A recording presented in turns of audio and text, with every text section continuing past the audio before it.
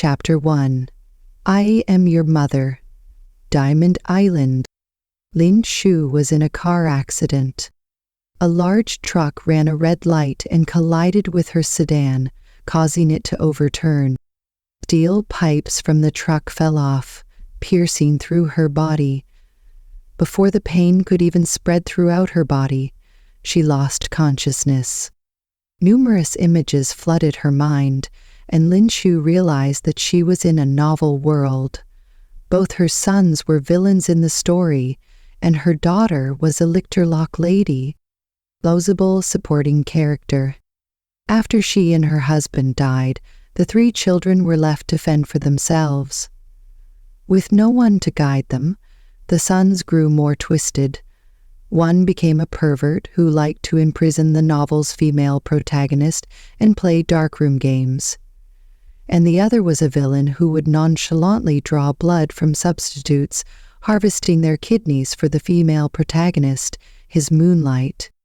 The only daughter, lacking affection in her childhood, grew up love-struck, revolving her life around the male protagonist and setting up traps for the female protagonist. Because they opposed the leads of the novel, it wasn't long before the villainous sons were caught and spent their lives in prison. The disposable daughter was manipulated by the male lead, losing the family business and ultimately falling off a cliff in a state of despair. Be careful. Lin Shu suddenly sat up, gasping for air, her chest heaving violently. The image of her daughter falling from the cliff was still in her mind. She patted her chest, unsettled, and then noticed the gaping hole the steel pipe had left in her chest during the accident was gone. In fact, all her other wounds had also disappeared. As she tried to fall asleep, she drifted past it, only to find herself in the Barklands. Lin Shu was stunned. Before she could make sense of what was happening, she heard a loud shout near her. "Ji-Ting Young, I don't like you, let me go." The man's clear voice was tinged with anger. "I'm telling you, impossible. Butler, take her back to her room." Lin Shu followed the voice into the room and saw a man throwing things on the floor. All the cups and dishes swept off the surfaces and shattered into pieces. She tentatively called out a name. "Ji-Ting Young." Ji-Ting Young turned around, his brows furrowed in displeasure. "Who are you, and what are you doing here?" Those familiar eyes and face made Lin Shu's heart tremble. "I'm your mother." "Say that again?" Ji-Ting Young's eyes were ice cold, his clear voice suppressing anger. Lin Shu stood her ground, responding, "I said, I'm your mother." Ji-Ting Young radiated a chilling aura, his frosty eyes piercing her like knives. "You dare to joke about my mother? Are you seeking death?" "Mao! That's a very nice goldenrod way of putting it." His mother had died 20 years ago, and even if she had been alive, she would be in her 40s or 50s by now. But this woman looked to be in her 20s at most. "I'm not joking, I'm serious. When you were 5, you still wet the bed. At 6, you liked Ultraman. At 7, you still enjoyed drinking milk." Lin Shu revealed details about Zhou Tingyong, as if she were reciting treasures. Ji-Ting Young's forehead vein bulged, his teeth clenched in anger. "You've had someone investigate me. But this took place so long ago, any effort to understand the wording made little sense. There's no need for an investigation. I've told you I'm your mother." Lin Shu was also frustrated. Why was this child so obstinate? He had been so cute as a child, believing everything she said. Lin Shu thought for a moment, then whispered, "You have a red mole on your buttock. Surely you can acknowledge that." The waiter paused, seemingly frozen. Ji-Ting Young's expression grew even colder. He stepped forward, gripping her wrist tightly, causing her pain. Is there someone else from your side in this house? Who is it? Speak. How can you be so stubborn? I already told you I'm Lin Su, your mother. After the car accident, when I woke up, I found myself here, completely confused. I'm trying to talk to you and you won't listen. Lin Su, infuriated, took to hitting him, raising her hand to slap his shoulder as she scolded him. The familiar tone and slap of anger made Ji-Ting-Yang pause for a moment. He remembered, over 20 years ago, when he cut his mother's dress. She had slapped him just like this when she was angry. Could she really be his mother? If you still don't believe me, then let's do a paternity test, Lin Shu suggested wearily, proposing the most effective solution without further covert signals. Ji-Ting-Yang had intended to throw her out of the Ji family, but her face, so similar to her mother's, along with her actions and demeanor, made him hesitate for a moment. In the end, he called a doctor to draw blood for testing, but the results wouldn't be available until the next day. You? Ji-Ting-Yang glanced at Lin Shu and, for a moment, didn't know what to do with her. Lin Shi didn't mind his awkwardness and asked, "Where are my brother and sister? Why haven't I seen them?" Ji-Ting-Yang frowned. "You want to find out where they are? Let me tell you, there's no—" Before he could finish, Lin Shu slapped him again. Ji-Ting-Yang felt a surge of frustration rise in his chest, and he turned to glare fiercely at Lin Shu, about to let loose a curse but held it back, upon seeing that familiar cheek begrudgingly answering, "They don't come home often. They don't live here." When the test results come back, if this woman has deceived him, he would surely make her regret it. Lin Su's slender brows furrowed, a hint of barely perceptible sadness in her expression. "Do you not get along well?"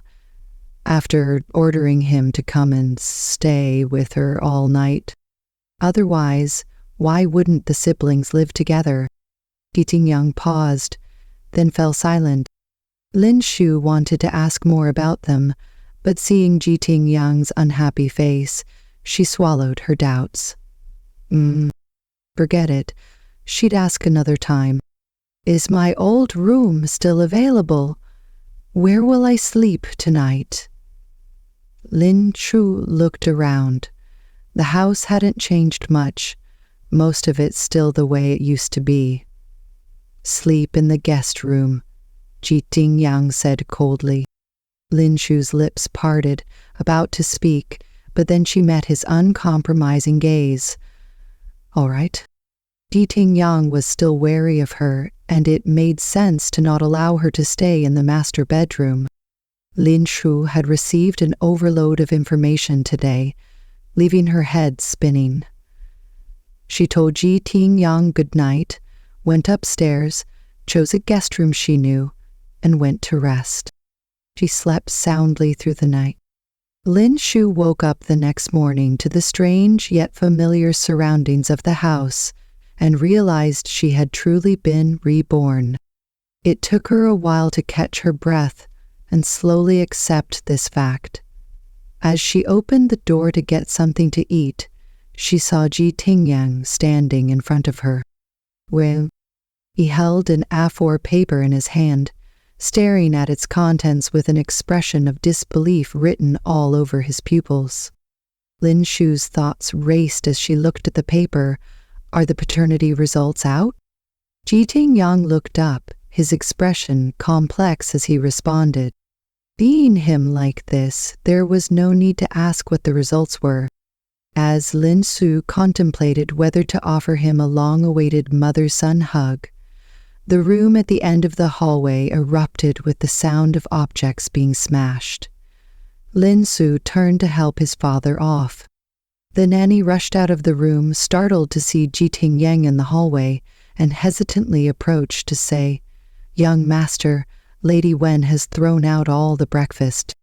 Lin Shu's eyelid twitched as she remembered the novel's protagonist, who was locked in the dark room. Chapter 2. Chapter 2. Fire her if she doesn't eat. Upon hearing the woman in the room threatening a hunger strike, Ji Bujingke, Ting Yang's face, which had been somewhat gentle just a moment ago, suddenly turned icy cold. He walked over and pushed open the door. He saw porridge and greens scattered on the floor, and beneath the bed, 2 lone buns had rolled away. A woman with waist-length hair stood inside, her figure exquisitely framed by the silk nightgown she wore. Her fair face was marked with traces of anger, and her eyes, brimming with unyielding tears, stared resentfully at Ji Tingyang, like a delicate white flower, refusing to admit defeat in adversity. Lin Shu sighed inwardly. Worthy of being a novel's heroine, I can't help but sympathize. Ji Tingyang stood still, his face frosty. Housekeeper, since Lady One does not like the food, then dismiss Aunt Zhang. The nanny next to him, hearing this, pleaded frantically with Ji Tingyang.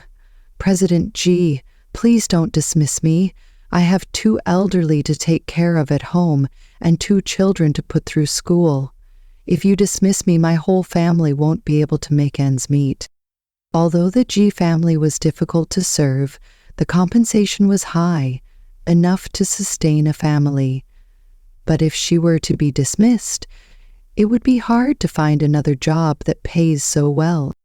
Aunt Zhang continued to beg Ji Tingyang for mercy, and seeing him unmoved, she then turned to Woki with a beseeching look. Lady Wen, please, speak up for me, I beg you. She knew that young Master Ji would definitely listen to this woman. Wen Li bit her red lips, her eyes showing a struggle tinged with pain. After a long while, she softened her heart. I'll eat, don't fire her. Ji Tingyang's expression finally softened, and he walked in to grab the woman's slender wrist. Wen Li, don't threaten me with a hunger strike. Wen Li's tears on the brink of falling made her seem all the more pitiable. Lin Shu, witnessing the entire scene from the threshold, was dumbfounded. In her faint dreams, she had seen her normally well-behaved and kind eldest son turn into a ruthless villain. But even now, witnessing it with her own eyes, she was still shocked. Just as Wen Li was tearfully upset over being threatened, a small hand reached out and struck Ji Tingyang's arm hard. Ji Tingyang, how dare you? You've even learned to threaten people now. Lin Shu angrily patted his arm, signaling him to let go of Wen Li. Wen Li looked shocked, not expecting that someone would dare to hit Ji Tingyang in the Ji household. Then, a wave of concern rose from deep within her. The woman standing before her had dared to confront Ji Tingyang for her sake. What if Ji Tingyang decided to dismiss this woman too? Just as Wen Li was about to plead on her behalf, she saw Ji Tingyang let go of her hand, his expression noticeably uncomfortable. I wasn't threatening. Lin Shu stared at him with a stern face, silent. The familiar look brought back a flood of memories deep in Ji Tingyang's mind. Ji Tingyang remembered that when he was a child and lied about having a stomachache because he didn't want to go to school, Lin Shu had the same stern expression, watching him in silence. Lin Shu came from a background of science and design, until he apologized out of guilt and was escorted to school. And now, under Lin Shu's gaze, Ji Tingyang's eyes flickered and he looked away. Lin Shu spoke sharply. How did I use to teach you? However, Ji Tingyang was ultimately no longer the little boy he once was. His brow furrowed slightly, and he couldn't help retorting, You haven't been around for these 20 years, not fulfilling any responsibility, so what right do you have to say anything now? Lin Shu was taken aback, the seriousness on her face gradually fading. She lowered her eyelids, her eyes tinged with a hint of desolation, and turned to leave. Ji Tingyang's heart skipped a beat, and he rushed out after her in a panic. Wen Li was left standing there, utterly baffled. Lin Zhu returned to her room, just about to close the door when a broad, powerful hand reached in, stopping the door. Lin Zhu gave Ji Tingyang a glance, expressionless, let go of the door, and sat down on the edge of the bed, aging so fast it seemed as if they were flying up her speech path. Soon, Ji Tingyang pushed the door open and stood awkwardly by the side. He had a flurry of apologies prepared in his heart, but now facing Lin Shu, he found them difficult to voice. As he struggled internally, a tear fell from Lin Shu's cheek. Ji Tingyang immediately panicked. I didn't mean to say that just now. Please don't cry. Lin Shu sobbed. It's not like I had the accident on purpose. You don't comfort me fine, but you still blame me for not taking good care of you. You used to be so obedient when you were a child, saying you liked Mom the most. Just 20 years have passed and you already hate me. Whoa. The more she spoke, the more wronged she felt, and tears kept pouring from her eyes. Tingyang quickly checked his pockets for a handkerchief but couldn't find one, so he reluctantly used his sleeve to wipe the tears from her cheeks, continually apologizing. From now on, I'll listen to whatever you say. Lin Shu's eyes were rimmed with tear, and a subtle hint of cunning flashed through them. She bit her lip, fearing she couldn't help but laugh and give herself away. When he was little, Ji Tingyang was always disobedient. She would pretend to cry like this, and in less than 2 seconds, he would relent, wiping her tears and babbling promises to listen to Mom in the future. She thought now that he was grown up it might not work, but it was still effective. Gurgle. As Lin Shu was crying, her stomach suddenly let out a loud rumble. She and Ji Tingyang eyed each other awkwardly, and she sheepishly said, I'm hungry. Ji Tingyang got up. I'll have Aunt Zhang prepare more breakfast. 10 minutes later, Wen Li looked at Lin Shu sitting at the head of the table and ate, a flash of surprise in her eyes. This woman had just crossed Ji Tingyang and was still not kicked out? While she mulled over it, Aunt Zhang came out with the breakfast. The fragrant smell of steamed buns and dumplings filled the air, alongside an assortment of staples like corn porridge and pumpkin porridge. The breakfast was laid out with the spread of a buffet. Wen Li glanced at it, her expression listless. I don't feel like eating. Ji Tingyang's brows were furrowed, and he shot a fierce look at her. If what Aunt Zhang made doesn't suit your taste, then she no longer needs to work for the Ji family. Another threat. Wen Li clenched her hand by her side, seeing caught Jen casting pleading eyes at her, anger burning increasingly fierce in her chest. She clenched her teeth, about to speak out, when she heard the person beside her put down her chopsticks. I don't feel like eating either, Lin Shu sighed. Wen Li's brows slightly furrowed. Was she mimicking her? Ji Tingyang surely wouldn't pay her any mind. Just as Wen Li thought this, Ji Tingyang turned towards Lin Shu, concerned. Why, don't you like these? What would you like to eat? I'll have someone make it for you. Lin Shu thought for a moment. Is that rice noodle shop on Liberty Road still open? Ji Tingyang nodded. It's still there. Lin Shu said, I'd like to have their rice noodles.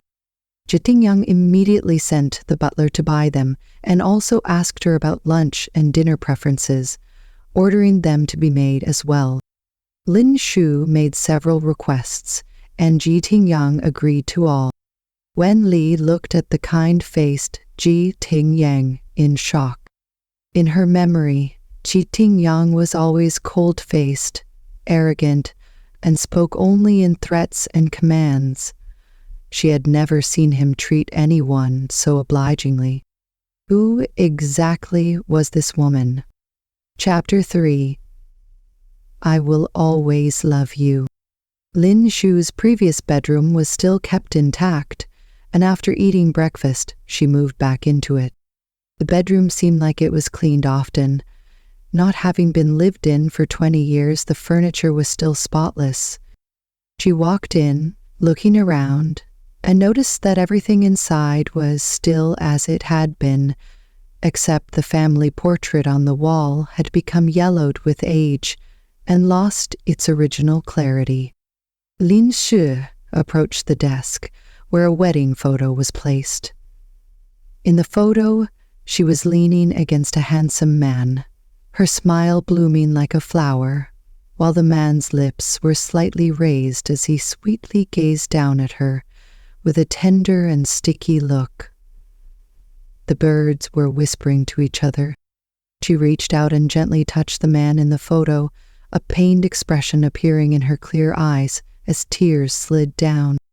On the day of the accident, Lin Shu and her husband were driving together when the crash happened. He held her tightly in his arms as steel pipes from a truck pierced through both of their bodies. Now that she had been reborn, had he been reborn as well? Min Su thought to herself, and then shook her head. If he really had been reborn, how come he hadn't come to find her, to check on their child? While she was grieving over her husband's death, a harsh noise of arguing came from downstairs. Jie Tingyang was gripping Wenli's wrist tightly, his gaze dark and terrifying. What did you say? Wenli furrowed her brow in pain, yet she showed no sign of backing down. Ji Tingyang, I'm a human being, not your pet. You can't keep me locked up in the villa forever. I want to go out. Go out? And then what? Ji Tingyang sneered coldly. To meet Xiao Yu? Hearing the name of the man she loved, a shy blush spread across Wenli's cheeks, and she ground her teeth. Whom I meet is none of your business.